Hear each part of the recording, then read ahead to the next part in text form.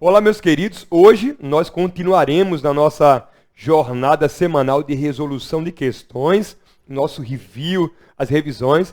E aí, essa data, hoje, a gente vai trabalhar as revoltas do período regencial e também o segundo reinado, né? Regência e segundo reinado. Vamos começar essa viagem aí já com a primeira questão. Anota tudo, presta bem atenção e conta sempre com a gente. Vamos lá, primeira questão.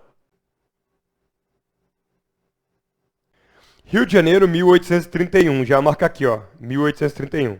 Com cerca de 1.000 habitantes, a capital do Império, o Rio de Janeiro, era um grande caldeirão político e social em ebulição. A chamada Revolução de 7 de Abril forçara a abdicação do primeiro imperador, Dom Pedro I, e instituíra uma regência trina para governar a nação até a maioridade do filho de Dom Pedro I, Dom Pedro II. Bom, esse é o contexto da crise do primeiro reinado, né?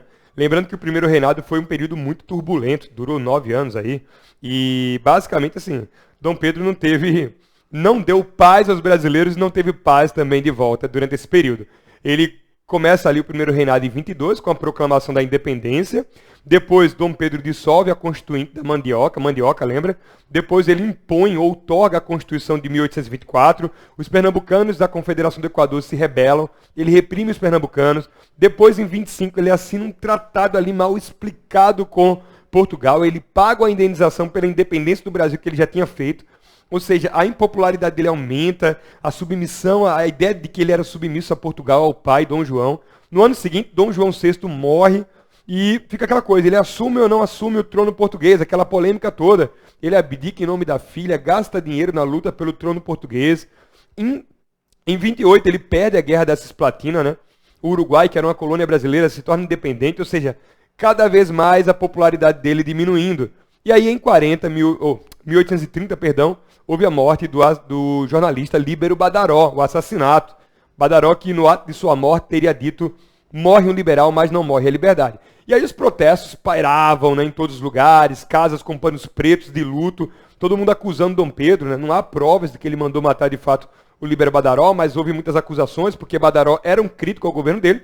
E aí, Dom Pedro, em 30, resolve sair do Rio de Janeiro, daquela conturbação, vai para Minas, faz uma tour política, e aí quando ele volta, ele encara aquela noite das garrafadas, né? Portugueses dizendo bem-vindo e cariocas querendo que ele saísse. Esse é o contexto. E aí, ali entre 6 e 7 de abril, Dom Pedro abdica do trono brasileiro em favor do seu filho, Dom Pedro II, que tinha apenas 5 anos, e por ter 5 anos, isso deu origem justamente à regência. Lembrando que a Constituição previa a regência trina e como o Congresso estava de férias, inicialmente aconteceu a regência trina provisória, depois a permanente. Tá? Então, vamos lá. No contexto apontado lá em cima, a arena política brasileira encontrava-se dividida entre 3 grupos, que era o quê? Eram os partidos políticos.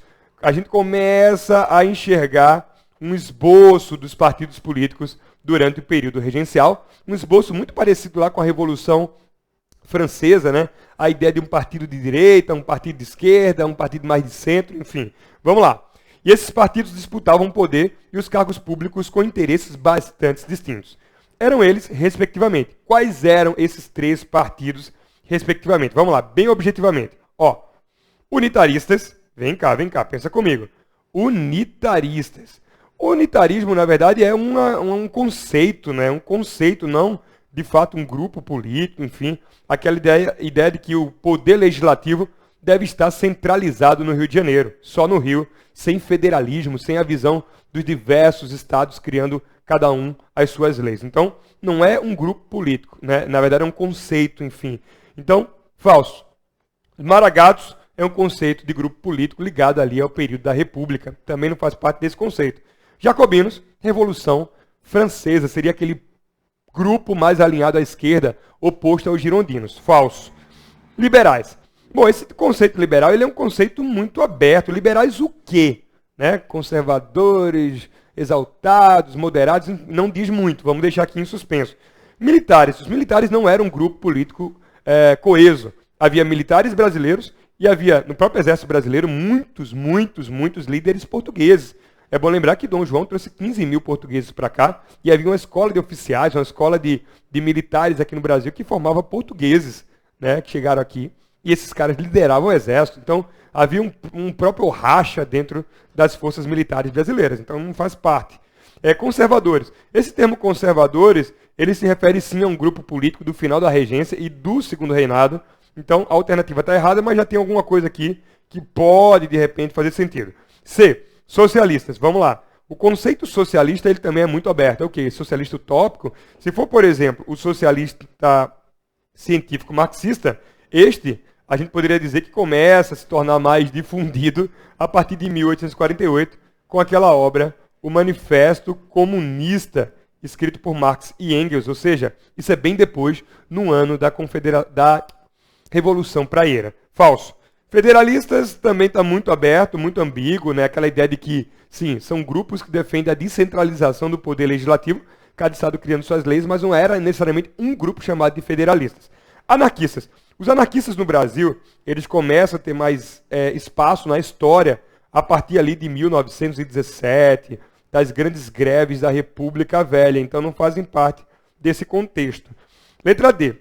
Liberais moderados, liberais exaltados e caramurus. Essa é a alternativa correta. Agora deixa eu explicar porque essa é a alternativa correta para ninguém ficar com qualquer tipo de dúvida. Vamos lá. É bom lembrar que durante a regência nós tínhamos um partido chamado de Restaurador. Assim que Dom Pedro foi embora, os portugueses que aqui ficaram começaram a defender a sua volta, a restauração do primeiro reinado. Então, os restauradores também eram chamados de caramurus, era um conceito meio que vulgar para se referir a um português, Diogo Álvares, que viveu aqui no Nordeste brasileiro durante o período colonial. Ele era chamado de caramuru. Então, os portugueses eram os caramurus. Esse partido durou pouco tempo, tá? Ele acabou assim que Dom Pedro morre, em 1834, e aí tá certa a alternativa. Liberais exaltados, eles tinham um apelido, tá? Tinha um nomezinho também, para quem quiser saber. Eles eram chamados de jurujubas, toma nota aí, ou de farroupilhas. Alternativa correta. Era um grupo radical que defendia a república, alguns grupos dentro dele, né? Alguns defendiam a escravidão gradual, mais radical, mas no geral eles defendiam o federalismo, o fim da concentração do poder legislativo, cada estado criando suas leis. Liberais exaltados, federalistas. Os liberais moderados eram outro grupo também, era a elite rural que defendia o unitarismo, o Rio de Janeiro criando as leis. Então, verdadeiro. Qual era o apelido aqui dos moderados? Os moderados, eles eram chamados de chimangos. Você vai encontrar essa palavra com X ou com CH, que se refere a um animal, uma ave carniceira. Era um apelido não muito agradável que os opositores davam para eles. Então, moderados, que eram chimangos, exaltados, jurujubas ou farroupilhas, e os caramurus, os restauradores. Então, letra D, a correta. Letra E, comerciante, muito vago, não diz muito quem são esses comerciantes politicamente, né? Proprietário de escravos, havia proprietários tanto liberais quanto moderados, exaltados, enfim. E militares, mais uma vez, não diz muito. Então, letra D, a letra correta. Vamos seguir para a segunda questão. Fechou? Letra D, a primeira. O período regencial, ele é considerado como um dos mais agitados da história do Brasil. A independência ainda era recente. E os debates acerca do grau de autonomia das províncias, esse debate ele era muito presente, né? Então, quando a gente fala em autonomia das províncias, é aquele ideal de federalismo. Coloca aí, federalismo, a ideia de que cada província deve criar suas próprias leis. Vamos agora avançar, tá? E de alguma maneira com isso, as províncias, algumas mais rebeldes, quiseram a sua independência. Vamos seguir. Sobre esse contexto e as revoltas decorrentes, marque V para verdadeiro, F para falso. Em seguida, assinale a alternativa que representa a sequência correta. Deixa eu aparecer aqui novamente. Voltou para cá. Vamos lá. O grupo político dos liberais exaltados, liberais exaltados eram os caras que queriam o quê? O federalismo, eram os caras que eram mais radicais, chamados de jurujubas ou também de farroupilhas. Eles defendiam, dentre outras ideias, uma maior autonomia das províncias. Raciocínio corretíssimo, né? Eles queriam um federalismo, isto é, cada província criando algumas ou mais leis com mais autonomia. Então, alternativa aqui, ó, verdadeiro. Beleza? Próximo. A revolta dos malês, que ocorreu em Salvador em 1835, demonstrou às elites o poder de contestação de africanos escravos, desencadeando no aumento da repressão aos revoltosos. É bom lembrar que a revolta dos Malês, de 35, foi uma revolta liderada por negros, homens de cor, livres ou escravizados em Salvador, que queriam seguir ali o Corão, o seu direito à liberdade, os islâmicos como homens livres, uma defesa do islamismo. Bom lembrar que eles também queriam criar núcleos islâmicos dentro de Salvador e lutavam contra essa opressão dos senhores de engenho. Então, verdadeiro, alternativa verdadeira. Eles lutaram por liberdade, pelo islamismo também, e aí isso acabou gerando uma violência maior, né, dos senhores de engenho, daqueles que tinham medo de uma coisinha chamada de haitização. Coloca aí, ó. Começou a surgir um medo da haitização ou do haitianismo. O que é que isso significa, haitização ou haitianismo? A revolta dos Malês ela foi muito influenciada pela independência do Haiti, um movimento liderado por homens negros. Então tinha esse medo também que em Salvador esses homens negros também fizessem independência. E a população negra em Salvador é muito maior que a população branca. Então, verdadeiro a segunda sentença. Terceira, a sabinada e a cabanagem foram exemplos dos poucos movimentos ocorridos no Brasil durante a regência. As demais províncias vivenciaram esse período sem conflitos. Falso, colocar logo aqui, ó, falso. Por que falso? Porque não aconteceram poucos, né, eventos, né? E outras províncias não viveram sem conflito. Vamos dar um exemplo, ó. A sabinada aconteceu onde? Na Bahia. Era um movimento elitista e separatista. A cabanagem aconteceu onde? No Grão-Pará, ali entre Maranhão e o Pará. Era um movimento popular por melhores condições de vida. Mas nós também tivemos a balaiada, também no Maranhão. Nós tivemos, por exemplo, a revolta dos Malês, lá em Salvador. Nós tivemos a Revolução Farroupilha, no Rio Grande do Sul. Então, alternativa, falsa.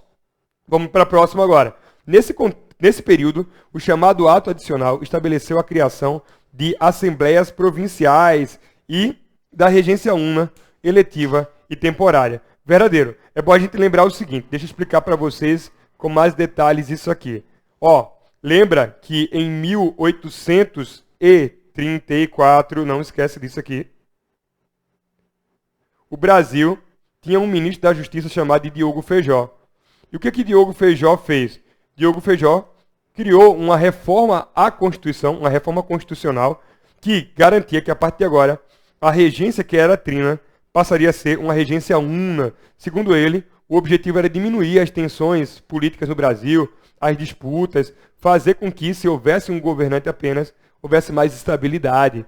E também era uma maneira já de se antecipar às revoltas, né, que começavam a pipocar pelo Brasil. Centralizar mais, no caso, um regente, o poder executivo, mas ao mesmo tempo que você tinha apenas um regente, por um outro lado, na contramão, em contrapartida, esse ato adicional também permitiu que as províncias criassem suas leis. Então, era tipo uma experiência republicana, entre aspas, como muito se disse. O Brasil agora passou a ter um poder executivo com uma pessoa só, o regente, que foi Diogo Feijó, eleito também de ministro da Justiça, virou regente, um no executivo, e o legislativo distribuído, descentralizado. Alguns diziam que o Brasil estava experimentando o modelo estadunidense. Claro que era um exagero, até porque oficialmente o Brasil ainda era uma monarquia, estava no período regencial. Mas por que essa comparação? Uma pessoa no executivo, lá nos Estados Unidos, presidente, e as assembleias estaduais criando leis. Essa era a ideia. Então, verdadeiro, ele descentraliza o legislativo e ele também acaba com a regência trina, estabelece a regência una, beleza? Então, verdadeiro. Próximo, a Farroupilha, que durou cerca de 10 anos, lembrando que a Farroupilha foi o movimento mais longo da regência, foi de 1835 até 1845, ou seja, ela começa na regência e termina no segundo reinado. Foi o movimento do período regencial que resultou na independência do Rio Grande do Sul e sua união com o Uruguai. Vê só, sim, o Rio Grande do Sul ficou independente, mas não se uniu aos uruguaios. Rio Grande do Sul e Santa Catarina conseguiram a independência em 10 anos, por 10 anos, mas depois acabaram sendo reintegrados em 1845. Então, qual é a sequência aí? VVF, VF. Qual é a alternativa? Vamos lá. VVF, VF, letra A. Letra A, a correta. Vamos agora para a terceira questão.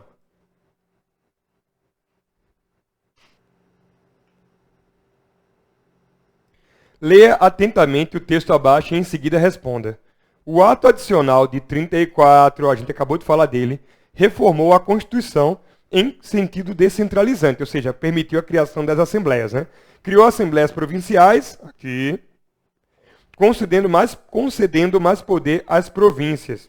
E aboliu o Conselho de Estado. Só uma curiosidade, as províncias aqui, elas eram semelhantes ao Estado que a gente fala hoje, os Estados, né? As unidades federativas. A maior descentralização seguiu-se, ao lado dela, um recrudescimento dos conflitos e revoltas provinciais, ou seja, à medida que havia essa descentralização, também cresciam os conflitos e os movimentos nas províncias. Nunca houve período mais conturbado da história do Brasil. É interessante, né? Você percebe que o texto, ele implicitamente está relacionando essa descentralização, esse federalismo, ao processo justamente de revoltas. É como se tivesse esse ato adicional, tivesse, segundo o autor, estimulado as pessoas a lutar por independência. Já que eu posso criar leis, agora eu quero virar um país, eu quero mais autonomia e por aí vai. As revoltas ocorridas durante o período regencial expressavam um grande descontentamento com o projeto centralizado de Estado, liderado pelas elites enraizadas na corte. Sobre as revoltas regenciais, é correto afirmar que, vamos lá, sobre as revoltas da regência. Letra A. Os revoltosos eram formados exclusivamente por grandes proprietários. Vê, essa palavra exclusivamente já coloca uma questão na berlinda, né? Exclusivamente, essas revoltas foram muito diversas, né? no que tange os grupos participantes, enfim. Algumas foram elitistas, outras mais populares. Então, não foi formada apenas por proprietários de terra que disputavam entre si o direito de maior representatividade. Pelo contrário, esses proprietários eram os caras que tinham maior representatividade naquela época. Então, falso, tá? Falso. Letra B. Em sua maioria, as revoltas regenciais ameaçavam a unidade do império por meio de reivindicações que poderiam levar à fragmentação do território em pequenas repúblicas. Quer alguns exemplos? A própria Revolução Farroupilha, que tornou o Rio Grande do Sul independente, que tornou Santa Catarina independente, a Revolta dos Malês, que, enfim, de alguma maneira deixou ali Salvador sob o risco de uma fratura, né, com relação ao restante do Estado, a própria cabanagem, mas vamos falar também da Sabinada. A Sabinada foi um movimento declaradamente emancipacionista. Então, assim, vários movimentos que aconteceram em várias partes do Brasil, de norte a sul do país, e que sim colocaram o território brasileiro sob risco de fragmentação em repúblicas, como aconteceu nos países vizinhos, os países hispânicos, castelhanos, aqueles que foram colônias da Espanha. Perceba que o Brasil ficou independente em 22, mas com um território gigantão unido, apesar de muitas diferenças regionais. Já na América Espanhola, aquele território todinho que era espanhol acabou se fragmentando em vários países pequenos, como Venezuela, Colômbia, Bolívia, Argentina, Uruguai e tudo mais. Então, verdadeira essa alternativa, tá? Então, houve um risco de fragmentação constante, isso é muito falado em questões, e essas revoltas de norte a sul demonstraram bem isso aí. Letra B, correta. Índios e africanos foram os grupos sociais que representaram maior resistência aos movimentos revoltosos. Cara, eles não representavam maior resistência aos movimentos. Índios e africanos participaram dos movimentos. Quer um exemplo? Indígenas lá na cabanagem, no Grão-Pará, participaram, os cabanos, aqueles que moravam na margem dos rios em condições precaríssimas, como se fossem palafitas hoje. E na Revolta dos Malês, por exemplo, na própria Balaiada, havia muitos negros de origem, né, afrodescendentes, enfim, até africanos de fato participando. Então, eles não foram contra o movimento e não lutaram ao lado do governo imperial. Falso. Eles participaram ou lideraram os movimentos. Letra D. A luta contra a escravidão era uma reivindicação comum de todas, mais uma vez, exclusivamente, toda, nunca, nenhum, nada. Sempre coloca isso em reflexão, porque na história sempre existem exceções, né? Vamos ter calma com essas generalizações. Então, o fim da escravidão foi uma reivindicação de todos esses movimentos? Não. É bom lembrar que a gente teve movimentos elitistas, como, por exemplo, a Sabinada, na Bahia, longe de defender o fim da escravidão. A Farroupilha também, lá no Rio Grande do Sul. Então, cuidado aí, cuidado ao falar disso, tá? Então, falso.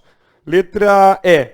O sucesso dos conflitos armados contribuiu para que as províncias alcançassem maior autonomia administrativa e suas elites pudessem implementar projetos políticos baseados no federalismo. Vê só, o que garantiu essa autonomia não foram as revoltas, o sucesso desses conflitos. Na verdade, foi o ato adicional de Diogo Feijó. Então, não tem relação, não. Não foi porque havia movimentos revoltosos provinciais que Feijó descentralizou.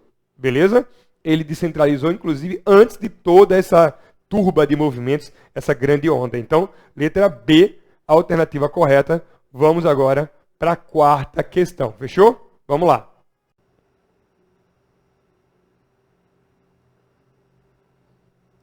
Essa próxima questão, ela fala justamente da economia durante o segundo reinado. Tem muitas questões sobre esse tema. Então, vamos lá. Presta bem atenção. Em meados do século XIX, durante o segundo reinado, o Brasil vivenciou um grande surto industrial. Né? Vamos lembrar que o Brasil tinha vivido vários surtos, aliás, o Brasil viveu, vários surtos industriais. Eu estou exagerando, 2 surtos industriais, vai.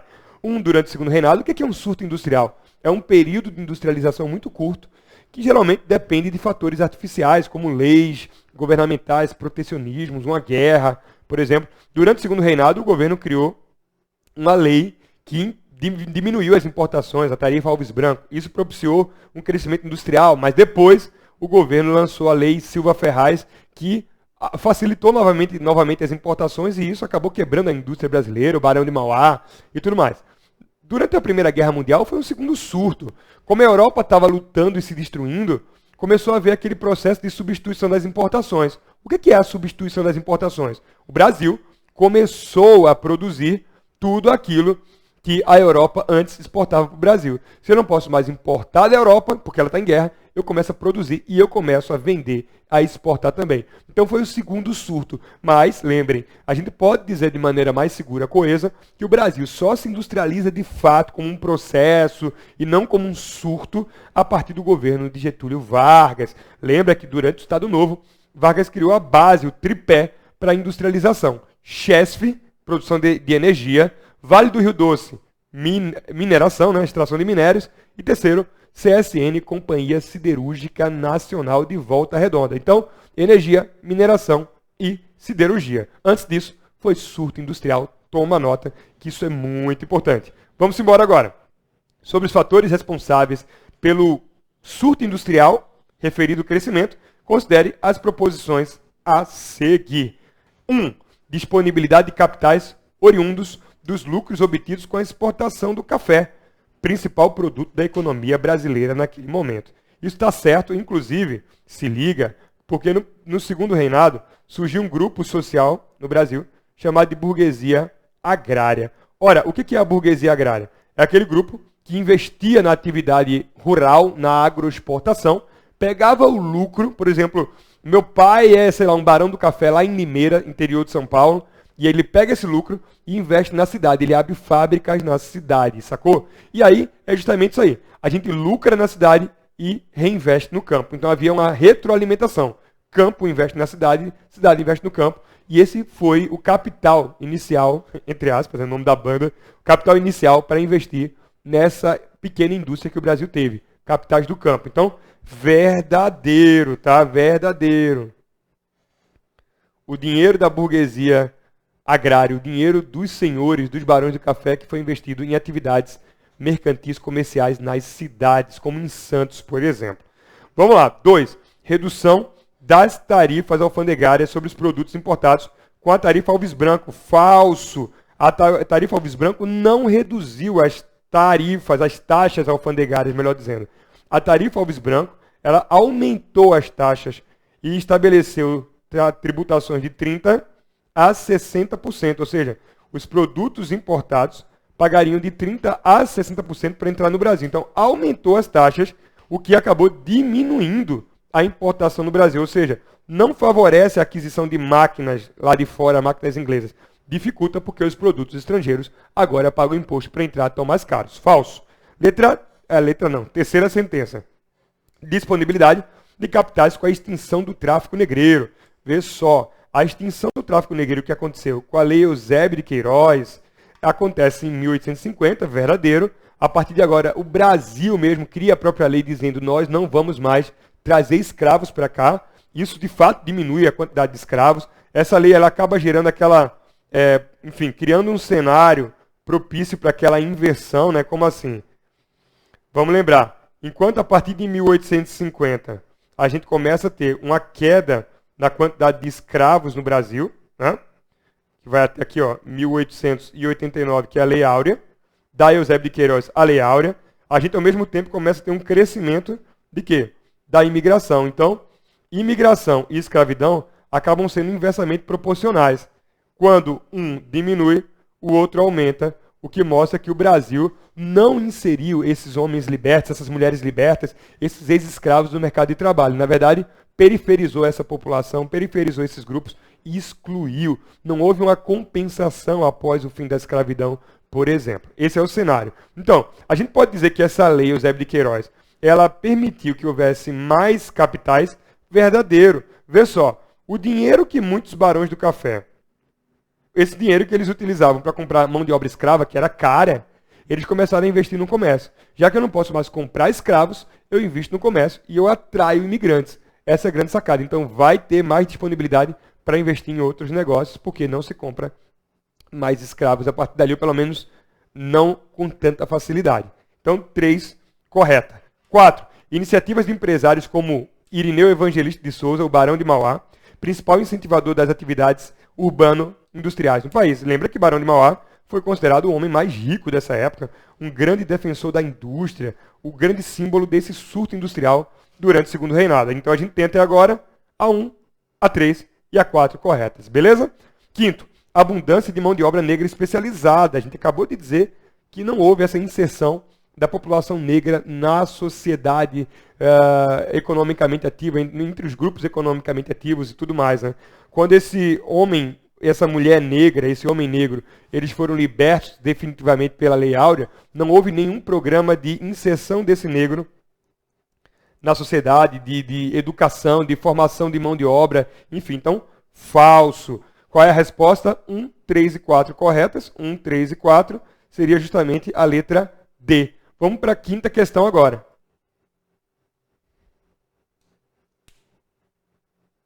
Essa próxima questão ela vai falar da política durante o segundo reinado, tá? Presta bem atenção também. Tema muito caro, muito importante para os vestibulares.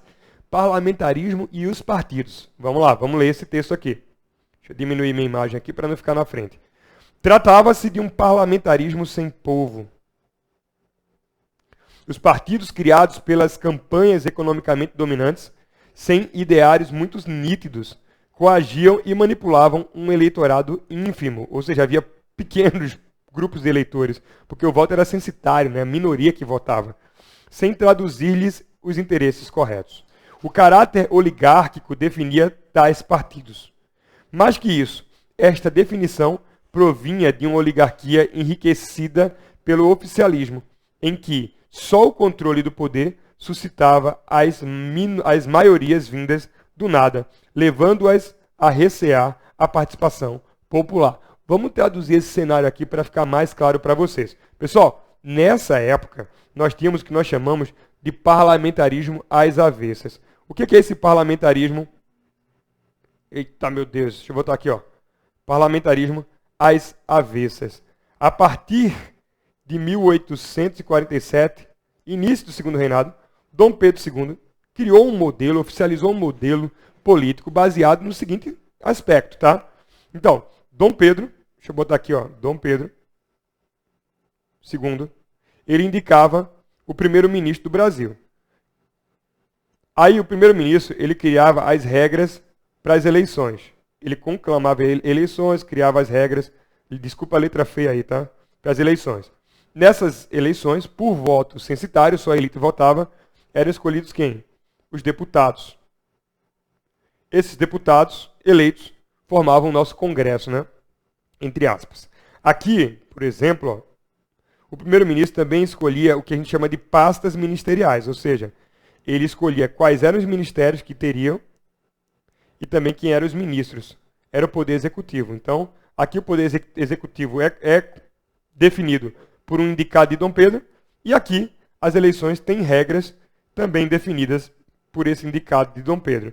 Dom Pedro começou a perceber que esse era um modelo interessante, porque ora ele indicava, por exemplo, um primeiro-ministro conservador, partido conservador, ora ele indicava um liberal. Lembra, o conservador era aquele antigo liberal moderado da regência que queria uma concentração do poder legislativo no Rio de Janeiro, o unitarismo. O liberal aqui era aquele antigo liberal exaltado. Bota aqui, ó. Era o antigo moderado conservador. E o liberal aqui, só o nome liberal, se tornou o antigo, aliás, o antigo exaltado, que queria uma descentralização, ideias mais radicais, mais à frente, né? Então, se, por exemplo, o primeiro-ministro ele é conservador, logo ele vai criar regras que beneficiem a eleição de deputados conservadores. Então você, no final das contas, vai ter um poder legislativo sempre ou quase sempre alinhado ao partido político do primeiro-ministro. E assim Dom Pedro fazia uma espécie de rodízio. Ora ele indicava um conservador, ora ele indicava um liberal. Mas é bom lembrar que apesar do conservador querer um unitarismo e o liberal um federalismo, ambos acabavam fazendo as mesmas coisas quando estavam no poder. Tem até aquela frase, nada mais conservador que um liberal quando chega ao poder. Ou seja, eles tinham discursos diferentes, mas eram farinha do mesmo saco, eram corruptos, enfim, faziam manobras, controlavam as eleições de maneira fraudulenta e tudo mais. E é bom lembrar que esse nome às avessas, ele se refere ao seguinte: como esse parlamentarismo ele é o contrário da Inglaterra, na Inglaterra o último escolhido é o primeiro-ministro. No Brasil ele era o primeiro. O primeiro-ministro da Inglaterra é do partido que tem mais deputados. Ou seja, é um processo um pouquinho mais, eu diria, plural. No Brasil ele era o primeiro escolhido para controlar o restante da eleição. No final das contas, quem mais tinha poder nesse processo? Quem mais tinha poder era Dom Pedro. Dom Pedro escolhia o início, a ideologia que iria conduzir todo o restante do processo. Então vamos lá, vamos falar desse contexto. A leitura do texto e o conhecimento do sistema político brasileiro do Segundo Reinado permitem afirmar que a. O poder moderador conduziu o processo, as maiorias eram forjadas e o poder legislativo era subordinado ao poder executivo. E aí, vamos refletir. Verdadeiro, né? Quem era o poder moderador? Dom Pedro. Massa. Eita, deixa eu diminuir aqui porque ficou um pouquinho exagerado, né? Deixa eu diminuir um pouquinho a espessura aqui. Beleza. Vamos lá. O poder moderador conduziu o processo. Verdadeiro. Era o Dom Pedro que indicava o primeiro-ministro, ele acabava tendo controle de tudo. As maiorias eram forjadas e o poder legislativo era subordinado ao poder executivo. O que é essas maiorias forjadas? Havia corrupção, né, nas eleições, né? Teve até as eleições do cacete, por exemplo, no início do Segundo Reinado, antes desse parlamentarismo. Havia muita corrupção. Então, assim, as regras variavam de eleição para eleição, cada um criava regras que beneficiavam os seus partidos. E, por fim, o legislativo ele era subordinado ao executivo, sim. Lembra? O executivo era o primeiro-ministro. O primeiro-ministro criava as regras que definiria quem eram os deputados. O legislativo estava na mão do poder executivo. Então, verdadeiro, como eu acabei de explicar, letra A. Letra B. Havia um pluripartidarismo. Falso.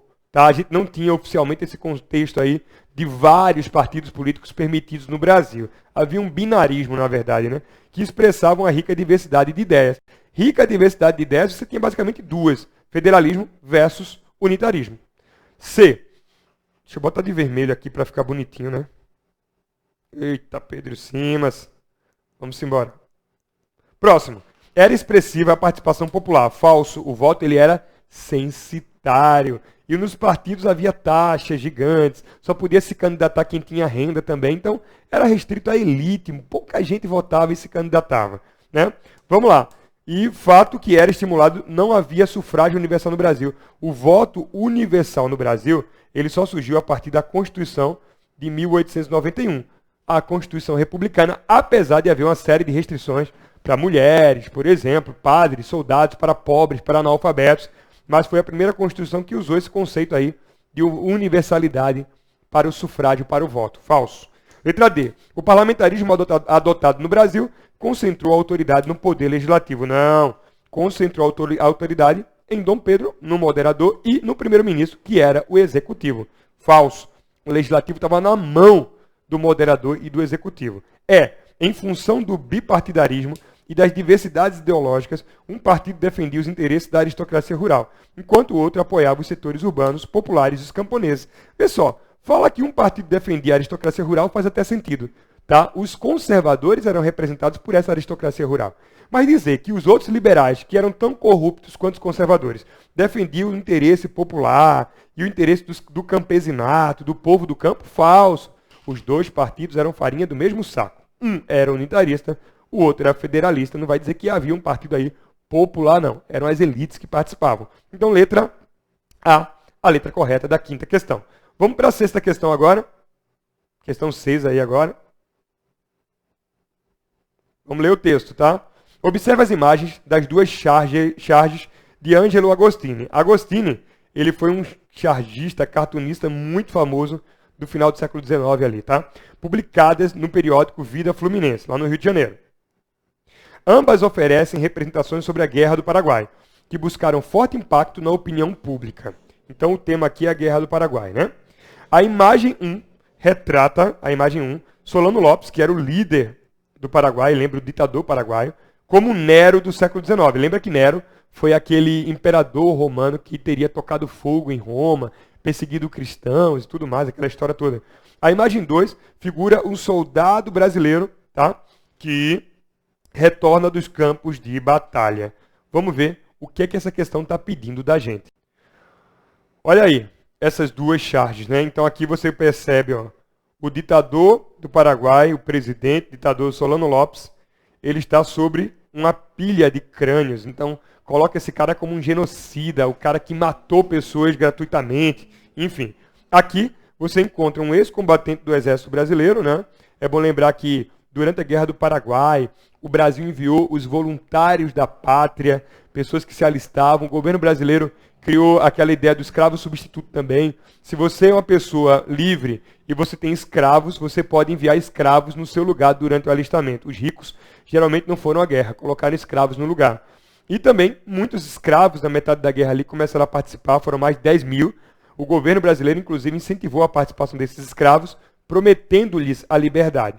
Algumas foram cumpridas, algumas não. O fato é o seguinte, que essa cena ela é muito simbólica, inclusive foi abordada já em vários vestibulares, até no Enem, por exemplo. Mostra esse escravo, esse herói de guerra, esse escravo, né, esse homem livre, o liberto, voltando da guerra do Paraguai, um herói, mas vendo aqui a sua mãe sendo chicoteada no pelourinho, ou seja, era uma contradição, né? A escravidão passou a ser uma grande contradição. Como é que um herói de guerra tem sua mãe tratada desta maneira? Vamos lá, sobre as imagens é correto afirmar, respectivamente, o quê? Atribui um caráter redentor ao chefe da tropa paraguaia. Não, na verdade não é redentor não, tá? Solano Lopes está sendo visto como um genocida, ó. Falso, não é redentor não. Fixa o assombro do soldado brasileiro ao constatar a persistência da opressão escravista. É verdadeiro, ele estava livre, mas a sua mãe estava escravizada. Então, falso a primeira sentença da primeira imagem. B. Denuncia os efeitos da guerra entre a população brasileira. A primeira não fala necessariamente desses efeitos da guerra, não. Está mostrando Solano Lopes como um genocida que matou a própria população. Não é só sobre a população brasileira, é sobre o Paraguai. Ilustra a manutenção da violência entre a população cativa. Contra a população cativa. Contra, não entre, contra. Então, está errado aí as duas situações, né? Vamos lá. C. Reconhece os méritos dos militares do general Lopes. Na verdade, não está reconhecendo mérito nenhum. Ele está dizendo que o cara é um genocida, ele está acusando o cara. Denota a incongruência, a incompatibilidade entre o recrutamento de negros libertos e a manutenção da escravidão. Vê, o recrutamento não foi de negros libertos necessariamente. O recrutamento foi de negros escravos. Depois da guerra, esses caras se tornaram libertos, ou seja, eles eram escravos e ganharam a liberdade. Então, o recrutamento era de negros escravos que depois da guerra se tornaram libertos. Entenda essa situação aí. Então, falso. Também.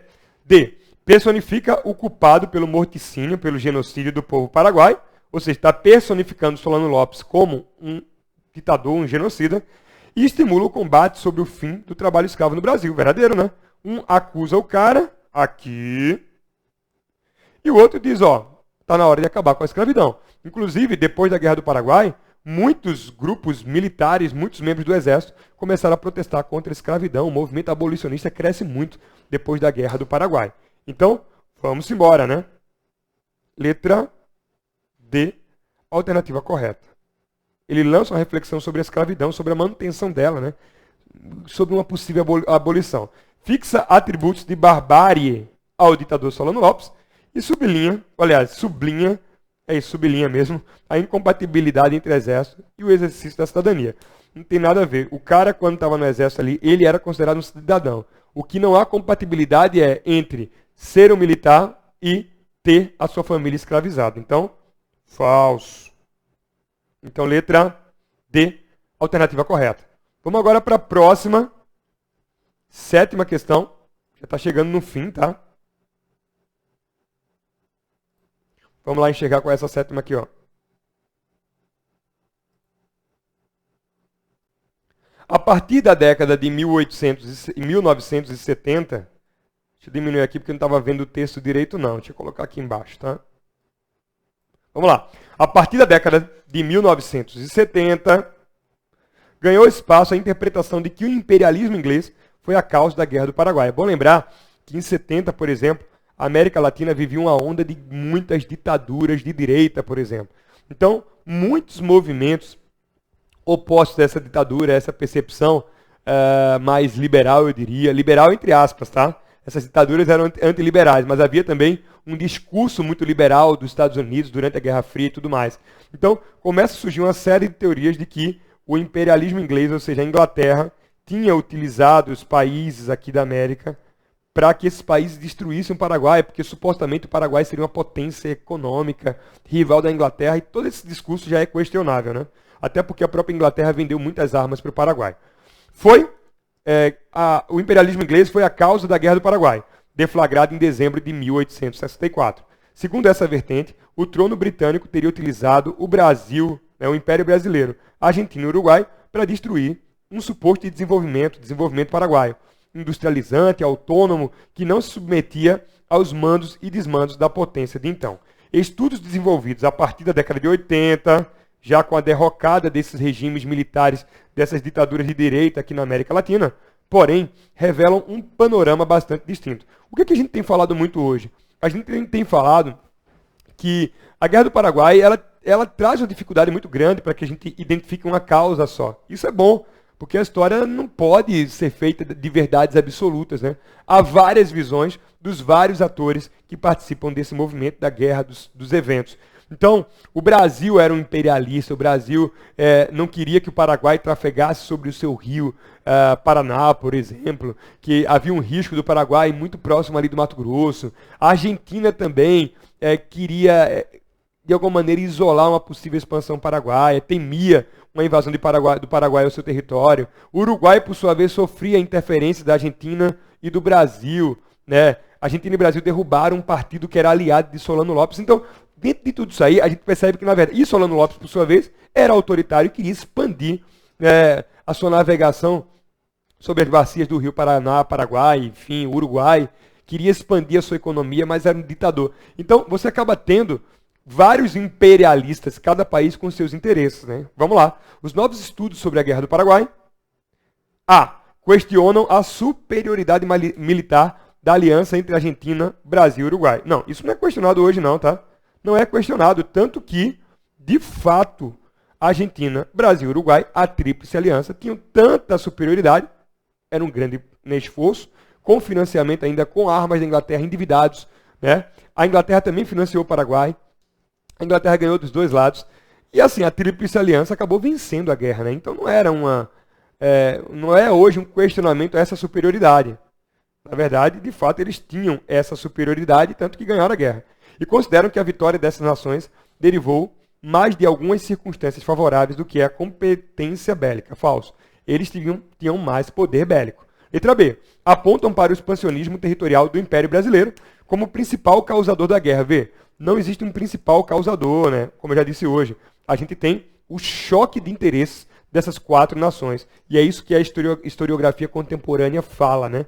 Como pode ser verificado por meio das pretensões brasileiras por territórios divisos com o Paraguai e a Argentina. Veja, o Brasil não tinha claramente pretensões de expansão territorial, mas de inibição do surgimento de potências vizinhas. Falso. C. atribuem a responsabilidade do conflito aos 4 países envolvidos, que estavam em um momento particular de suas histórias, cada um com seus interesses, porque se encontravam em meio aos processos de construção e consolidação dos seus estados nacionais. Verdadeiro.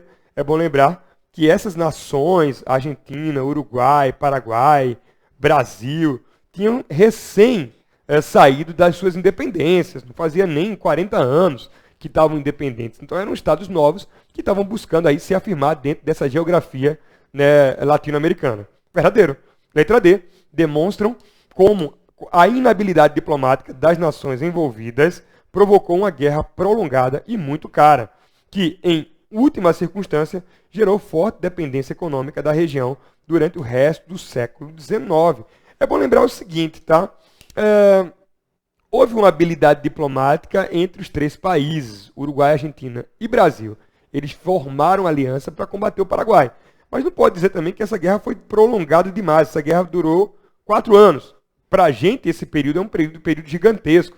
Entretanto, a gente comparado a outras guerras, como Guerra dos 100 anos, Guerra dos 7 anos, Guerra dos 12 anos, enfim, é uma guerra menor, até menor que a Guerra da Secessão, que é a Primeira Guerra Mundial, que é a Segunda Guerra Mundial. Então, falso. Não é uma questão completamente... uma alternativa completamente equivocada, mas também ela é inconsistente. Então, falso. Letra E. Realçam a importância do Uruguai e da Argentina como provocadores desse conflito regional, porque defendiam a navegação do estuário do Prata defendiam, que essa navegação fosse exclusividade dessas nações, trazendo imediato prejuízo à Inglaterra. Vê só, a Inglaterra não teria prejuízo necessariamente, ela teve lucro, na verdade, mas é bom lembrar que quem defendia essa navegação, né, exclusiva, o Brasil defendia no seu Rio Paraná, o Uruguai defendia no seu Rio Uruguai, a Argentina defendia na parte do estuário ali do Paraná, Paraguai, que passava, cortava o seu território. Então, todo mundo, de alguma maneira, queria ter esse poder de navegação, não só o Uruguai e a Argentina. Então, a letra correta é a letra C. Né? Cada país tinha um momento histórico e cada país tinha um motivo para entrar na guerra. Beleza? Vamos embora agora para a próxima questão.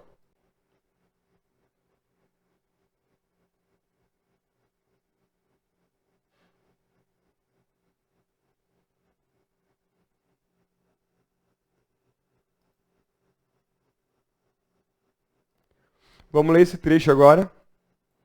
8ª questão, chegando ao finalzinho já. Leia o trecho abaixo, escrito pelo médico, legista e psiquiatra Ninar Rodrigues. Ninar Rodrigues, ele foi um médico ali entre o século XIX e XX, e ele tentou muito claramente fazer estudos totalmente influenciados pelas ideias do darwinismo, da eugenia, da antropologia criminal, do racismo científico, aquelas ideias que pairavam ali na segunda metade do século XIX, do positivismo, enfim. E ele tentava entender qual era essa raiz, né, brasileira através de uma visão racial, que definia o comportamento. Ele acreditava num determinismo racial, enfim, biológico. A concepção espiritualista de uma alma da mesma natureza em todos os povos, ou seja, os povos sendo iguais, tendo como consequência uma inteligência da mesma capacidade em todas as raças, apenas variável no grau de cultura e passível, portanto, de atingir, mesmo em um representante das raças inferiores, olha o termo, raças inferiores, o elevado grau que chegaram às raças superiores, é uma concepção irremessivelmente condenada em face dos conhecimentos científicos modernos. O que ele quer dizer com isso aí? Ele está dizendo que ele não acredita que os povos todos possam migrar no seu desenvolvimento cultural, em termos de civilização, de tecnologia, de técnica, de, enfim, intelectual. Esses povos não conseguem chegar ao mesmo grau de evolução. Para ele, havia povos racialmente superiores e racialmente inferiores. Vamos lá, próximo. Analisando o pensamento exposto de Ninar Rodrigues, inserido no final do século XIX, podemos compreender que, vamos embora agora ler as alternativas. O trecho de Ninar Rodrigues se encaixa no pensamento imperialista. Ele não está dizendo necessariamente que defendendo a expansão. Imperialismo é a tese da expansão de uma raça tendo que dominar a outra. Ele está falando que ele não acredita nessa régua de igualdade entre as etnias, os povos distintos. Em que grandes potências europeias tentaram legitimar sua dominação aos continentes africano e asiático, demonstrando como as qualidades e os defeitos dos diferentes povos eram exclusivamente fonte do seu meio social. Não exclusivamente, tá? As teorias raciais que legitimaram esse neocolonialismo do qual o texto fala, eles falam justamente de uma definição biológica e não do meio. Não é só o meio que define a sociedade, mas há fatores genéticos que definem o comportamento e a sua evolução. Falso. B. A teoria demonstrada no texto foi inspirada nas ideias de Thomas Malthus. Vê só, Thomas Malthus era um cientista liberal do século XIX, que, sobretudo, versou sobre... Teve muitas teses, mas uma delas, bem famosa, foi aquela que explicava, por exemplo, a fome, enfim, e pensava em algumas estratégias para combater a fome, enfim, né, bem polêmicas, que é aquela tese lá da PA versus PG, né? Progressão aritmética versus progressão geométrica. A população cresce de maneira geométrica, progressão geométrica, e a produção de alimento cresce em progressão aritmética. Ou seja, a população 2, 4, 6, 8, 16, 32, 64, e a produção de alimento 1, 2, 3, 4, 5. Se a produção de alimento cresce em PA, logo ela sempre vai crescer mais lentamente que a população que cresce em PG. Então teria sempre fome. E aí havia medidas como, por exemplo, abstenção sexual, controle de natalidade, a eugenia, inclusive, entrou nessa ideia aí. Né? Enfim, muitos que acabaram seguindo esse raciocínio que explicaria a fome, enfim, e as superpopulações. Então, a teoria de Thomas Malthus, economista britânico, que desenvolveu a hipótese de que o aumento populacional traria maiores possibilidades genéticas e, por consequência, um aprimoramento evolucionista. Ele, inclusive, ele defendia teses para diminuir, tá? Para controlar a população. Controle de natalidade, não aumento populacional. Falso. C. O autor, Nina Rodrigues, foi influenciado pelo darwinismo social. Darwinismo social é aquela tese que justamente prega que existem raças mais fortes que outras, e há uma luta entre esses grupos humanos, onde aquele mais preparado tende a dominar e se perpetuar. Então vamos lá. Ele foi influenciado pelo darwinismo social, desenvolvido pelo naturalista britânico Charles Darwin. Vê só, Darwin não criou o darwinismo social, tá? Pelo amor de Deus, não vai dizer isso aí não. Essa teoria do darwinismo social, que é uma deturpação do darwinismo biológico, da seleção natural das espécies, porque Darwin vai falar dos não-humanos, dessa luta entre esses grupos, enfim, do evolucionismo e do especismo, a luta entre espécies, inclusive o humano contra outras espécies, ou com outras espécies, mas o darwinismo social vai trazer essa visão evolucionista para as relações humanas, a luta entre grupos humanos, como se esses grupos fossem opostos, né? E aí vamos pensar o seguinte, como se a perpetuação de uma significasse a negação da outra. Então, na verdade, não foi Darwin que contou essa história do darwinismo social. Foi, coloca aí, Herbert Spencer, um pensador inglês do século também 19. Coloca aí, Herbert Spencer, falso. Tá? Então, dizia que essa teoria privilegiava os mais fortes e adaptados dentro dos demais, reforçando a dominação europeia sobre outros continentes. Sim, o darwinismo social foi usado para justificar uma suposta pretensa superioridade europeia, justificar essa dominação, justificar o neocolonialismo, mas não foi Charles Darwin, foi Herbert Spencer. D. Fica clara a insatisfação contra o neocolonialismo europeu e contra a sua dominação recorrente, visto que as raças eram tidas como de iguais condições quanto à possibilidade de evolução.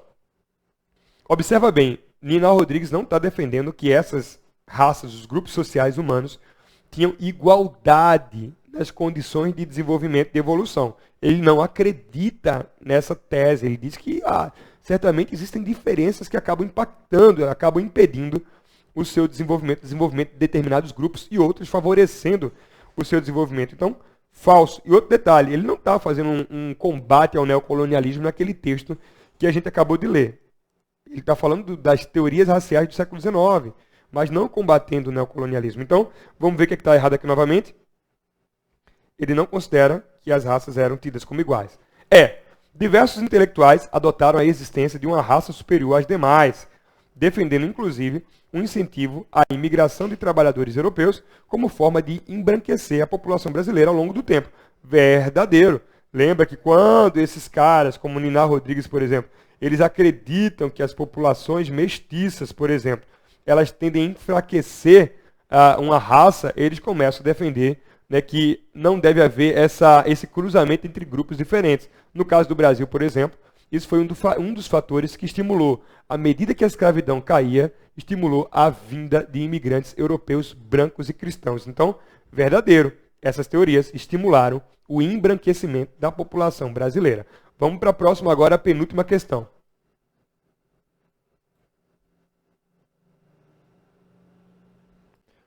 Vamos lá, nona questão. A unidade básica da resistência no sistema escravista, seu aspecto típico foram as fugas. Tá? Então as fugas foram basicamente, foi incomum, né? Foi uma forma de resistir à escravidão. Fugas individuais ocorreram, né, em reação aos maus tratos físicos ou morais, concretizados ou prometidos por senhores ou prepostos mais violentos, como os capitães do mato. Mas outras arbitrariedades, além da chibata, precisam ser computadas. Muitas fugas tinham por objetivo refazer laços afetivos rompidos pela venda de pais, esposas e filhos. Está dizendo que a fuga não acontecia só porque um escravo ele era ameaçado ou ele era chicoteado, enfim. Mas também porque ele era afastado de sua família, ele queria reencontrar essa família. Né? No Brasil, a condenação da escravidão só ganharia força na segunda metade do século XIX. Tá? Ali, Guerra do Paraguai, em diante, enfim. Quando o país independente, fortemente penetrado por ideias e práticas liberais, se integra ao mercado internacional capitalista. Ou seja, ele está falando que esse processo vem junto da segunda revolução industrial, da ideia também de buscar mercado de trabalho assalariado, né? Substituir a escravidão por trabalhadores assalariados, imigrantes, para que esses pudessem gerar um mercado consumidor interno. Tirar cipó, isto é, fugir para o mato, continuou durante muito tempo como sinônimo de evadice, como aparece no romance A Carne, de Júlio Ribeiro. Tirar cipó é a mesma coisa que fugir, né? Vamos embora. Mas as fugas, como tendência, não se dirigem mais simplesmente para fora, como antes. Se voltam para dentro, isto é, para o interior da própria sociedade escravista, onde encontram finalmente a dimensão política da luta pela transformação do sistema. O não quero dos cativos, nesse momento, desempenha papel decisivo na liquidação do sistema, conforme analisou o abolicionista Rui Barbosa. Esse texto é muito bacana, porque ele fala o seguinte, que houve a unidade de resistência como a fuga durante muito tempo, fugir era uma maneira interessante de resistir, né? Às vezes a única alternativa, face à possibilidade de não fugir e morrer, né? Mas também a ideia do fugir para dentro, como se diz, né? Que dizer, eu não quero ser escravizado, eu vou lutar contra a escravidão também, né? Não só fugir da minha condição individual de escravo, mas lutar contra a instituição maior, a escravidão, que escravizava coletividades. Né? Então, vamos embora agora. Analise, comando da questão, analise as proposições em relação à escravidão e à abolição no Brasil. Vamos lá, sobre a escravidão e a abolição. O Brasil foi o último país independente do continente americano a abolir a escravidão, mantendo-a por praticamente todo o período imperial. Verdadeiro, tá? O Brasil foi o último dos países aqui na América, por exemplo, latina, portuguesa, enfim, inglesa, né? Foi o último país a abolir a escravidão. É bom lembrar que a escravidão no Brasil só foi abolida em 1888, propriamente com a Lei Áurea. Vamos embora, seguir mais. Milhões de pessoas foram trazidas de diferentes regiões africanas para o Brasil e escravizadas ao longo de mais de 3 séculos. Sim, século XVI, XVII, século XVIII, a gente diria até o século XIX propriamente. Né? Contudo, a mão de obra escrava no Brasil não foi exclusivamente africana. Verdadeiro, é bom lembrar também que a gente teve a mão de obra indígena, por exemplo. E há outros casos mais restritos, de mão de obra escrava asiática, mas bem menor, em casos bem isolados. E também a mão de obra tinha também algumas modalidades de escravidão por dívida, do mulato, do mestiço brasileiro. Enfim, a escravidão, infelizmente, estava entranhada dentro do regime da agroexportação brasileira. Né? 3. A Lei Eusébio de Queiroz, também, só lembrando, tinha as diversas condições análogas à escravidão, de pessoas que trabalhavam de uma maneira tão precária que se assemelhava com a escravidão, como existe até hoje, tá? Vamos lá. 3. A Lei Eusébio de Queiroz cessou a compra e a venda de escravos no Brasil. Falso. O que cessou a compra e a venda, cessou a escravidão no Brasil, foi a Lei Áurea, tá? A Lei Eusébio de Queiroz, na verdade, ela cessou o tráfico internacional, ou seja, a compra de escravos que vinham de fora do Brasil para o Brasil.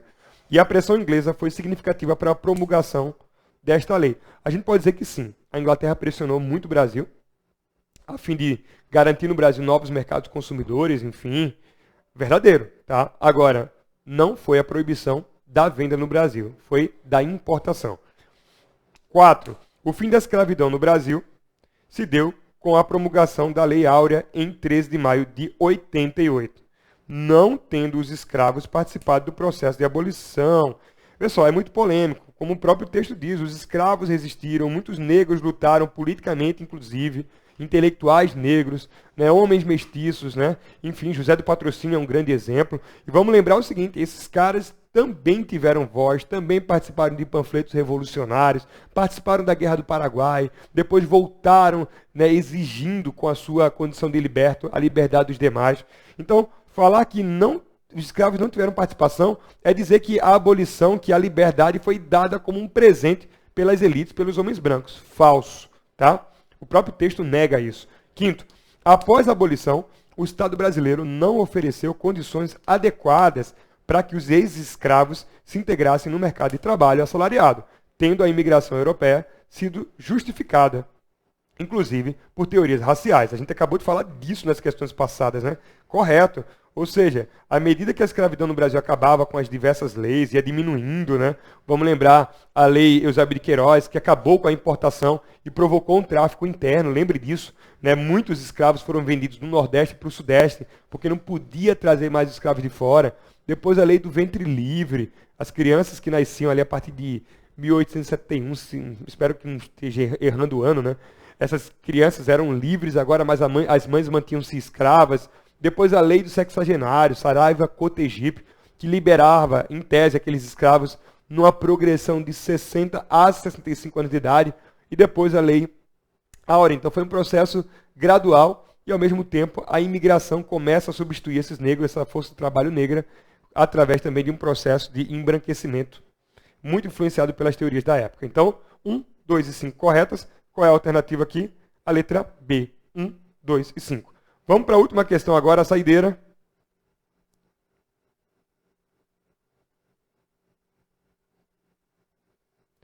A questão 10. Vamos lá. Observa a imagem, tá? Observa a imagem dessa questão 10 aí, ó.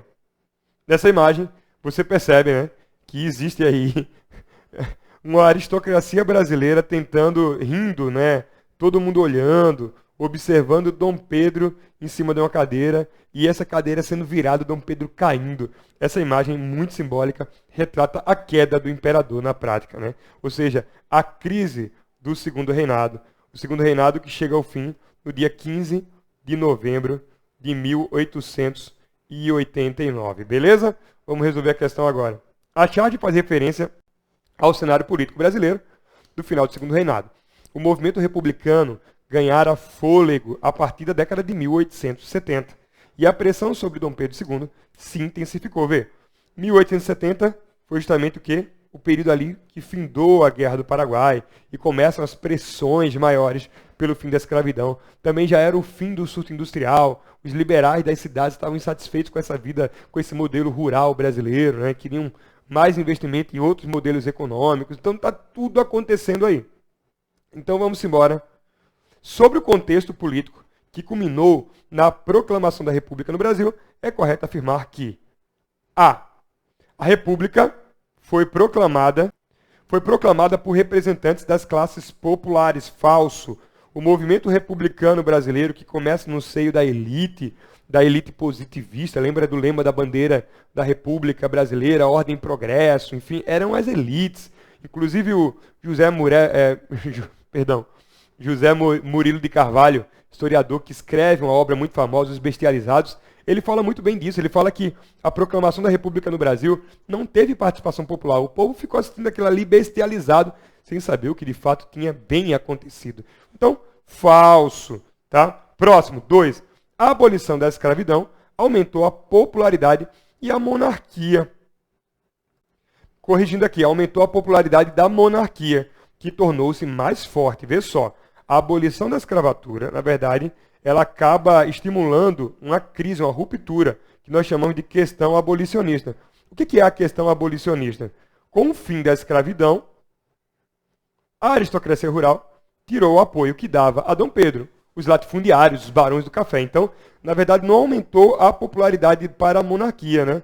Sobretudo entre as elites, que tornou-se mais forte a monarquia, adiando por meio século o projeto republicano. Falso. Você percebe que a abolição foi em 88 e a queda da monarquia foi em 89, um ano depois. Então, ela pode ter aumentado a popularidade da princesa Isabel, mas entre os mais ricos do país, os latifundiários, diminuiu muito esse apoio a Dom Pedro. Letra C. A princesa Isabel, opositora do imperador e defensora da igualdade jurídica entre brancos e negros, foi uma das principais partidárias da República. Pelo amor de Deus, né? Você dizer que a princesa Isabel queria o fim, que ela era uma republicana, falso. A princesa Isabel, inclusive, estava pavimentando o seu terceiro reinado. Ela foi derrubada junto com o pai, que ainda era o imperador. Ela tinha feito, inclusive, 3 regências. O pai viajou durante o segundo reinado 3 vezes e ela se colocou como regente. Há teses, inclusive, que dizem que a abolição da escravatura tinha como objetivo ali, né, Dom Pedro viaja e permite que a filha assine, como um projeto para aumentar a popularidade dela, e ele já muito velho, sabendo que em breve faleceria, enfim, tinha muitas doenças respiratórias, estava preparando a filha para continuar, né, o Império Brasileiro. Então, falso dizer que ela era contra o Império e contra o pai. Sobre essa igualdade jurídica entre brancos e negros, isso é questionável, não há documentos cabais que provem que ela era uma ativista disso aí, mas ela, sobretudo, a gente pode dizer que ela foi uma defensora do fim da escravidão. Tá? De uma maneira mais moderada, mas sim, defendeu o fim da escravidão. D. Os comandantes das Forças Armadas, prestigiados após a vitória da Guerra do Paraguai, defenderam a monarquia, falso, em troca de melhores postos e salários. Vê só, as Forças Armadas também foram responsáveis por um outro fator que levou à crise do Império, que a gente chama de questão militar. Depois da Guerra do Paraguai, o que é que vai acontecer? Os militares, revoltados porque as Forças Armadas não tiveram o reconhecimento que eles achavam que deveria pela vitória no Paraguai, não receberam melhores investimentos como eles achavam que deveria, os militares se colocaram contra Dom Pedro e os militares participaram do movimento republicano. Então, falso, tá? Então aqui, ó, defenderam a monarquia errado. E a letra E, o movimento republicano se transformou em uma força política decisiva quando a monarquia perdeu o apoio dos cafeicultores, da Igreja Católica e dos militares. Verdadeiro, ó. Aqui existem as 3 questões. Uma que eu já falei, a abolicionista, ou seja, com o fim da escravidão. Dom Pedro II perde o apoio dos latifundiários. Com a vitória na Guerra do Paraguai, os militares querem mais espaço e começam a contestar Dom Pedro, porque Dom Pedro não investia tanto no exército, não dava tanto espaço. Eles queriam agora uma nova ordem, o positivismo os orientava para que eles quisessem uma república. E a questão católica, aqui no caso, melhor dizendo, era a questão religiosa. É bom lembrar que no finalzinho da década de 70 ali, Dom Pedro ele teve uma série de atritos com a Igreja Católica, que a gente vai chamar de questão religiosa. A Igreja Católica combatia, por exemplo, a participação de maçons, né? O Papa combatia a participação de maçons dentro da igreja e Dom Pedro chegou a prender alguns bispos, como o bispo Dom Vital e o bispo Dom Macedo, que tentavam impedir os maçons da igreja, enfim. Houve toda uma questão da igreja lutando contra princípios que eram defendidos na Constituição como a liberdade política dos clérigos. Então, houve esses atritos. A igreja e o Brasil, o Estado brasileiro, romperam durante um curto período e isso fez com que Dom Pedro perdesse o apoio dos mais conservadores católicos. Então, letra E, questão militar, questão abolicionista e questão religiosa. Letra E é a correta e a gente finda essa nossa resolução de questões. Bom, meus queridos, desejo para vocês bons estudos, foi bem denso. Eu espero que vocês tenham conseguido entender os principais cenários e, enfim, estamos juntos. Um forte abraço, conta com a gente demais, bons estudos. E é isso. Valeu, boa semana, bom final de semana. Fica na paz, tudo de bom para vocês. Valeu!